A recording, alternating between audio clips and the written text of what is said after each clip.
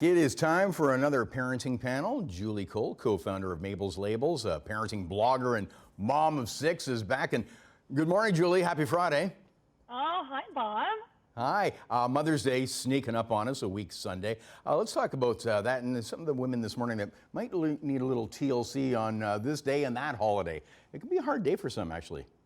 Yeah, it comes with a lot of complicated emotions. Like for those of us who are mothers, it's like, oh, we're getting lots of crafts and our kids are pouring attention on us. But it can be particularly hard for several women, often those dealing with infertility. I mean, waiting for that mother title can be tricky on the best of days, but on Mother's Day, it can sting a little more. And I always suggest for women who are kind of going through this to take some time and really think about self-care on that day. If you need to, opt out of things, if you want to just like stay home and eat chocolate and watch Netflix, it's good. I mean, often you go to church on a Sunday and they're giving out roses. Not that anybody's doing that right now, but it's okay to opt out of doing that and going to places that are all decked out in Mother's Day swag. I think you just need to kind of self-preserve, and that's okay. Give yourself permission to do that.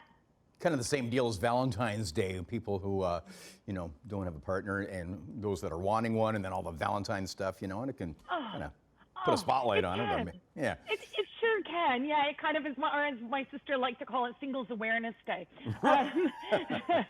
Yeah. But also, I think this is also applicable for parents who have had a loss. Yes. Or also, or women who, or kids who maybe in the last year lost their mom, so they're not celebrating this year, right? Yeah. So, I think that's a self-care game, and it can be a case of maybe ignoring the day altogether or embracing it. Like if you want to go to, the cemetery, or if you want to, I've got a friend, Lori, who lost a child quite suddenly, and she said it changes year to year. One year she wants to hide, the next year she just wants to cuddle her other children all day long. So I think, just do what feels right for you. Right.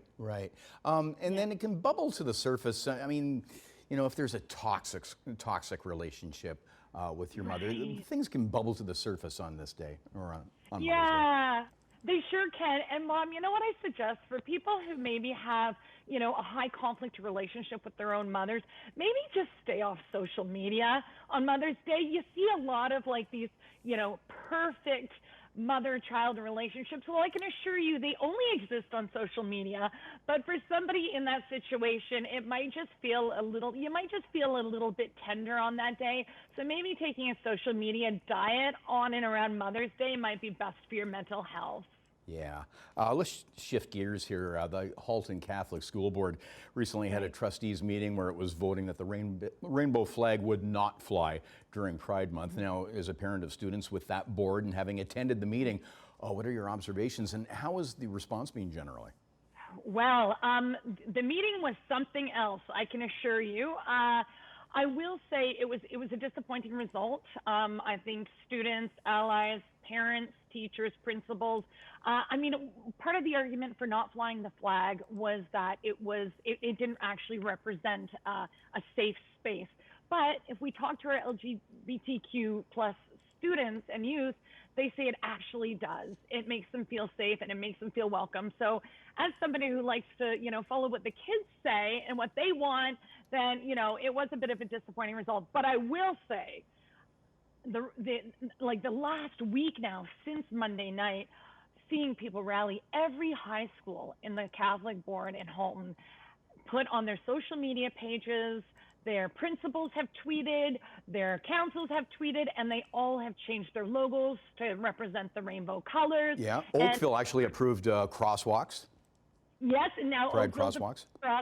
So it has been a kind of an amazing community builder, really, in the end, and I'm so proud to be a part of this community. But I will say it only took one day for people who are advocating for 2 school boards and want a separate school board system. This is a commercial as to why you shouldn't, and people started that petition of no flag, no funding right the next day. So yeah. And we're running out of time here, but this is something that has to digest as well. The chair was saying that it was polarizing, but the door is not shut on this, so perhaps there'll be something positive down the road.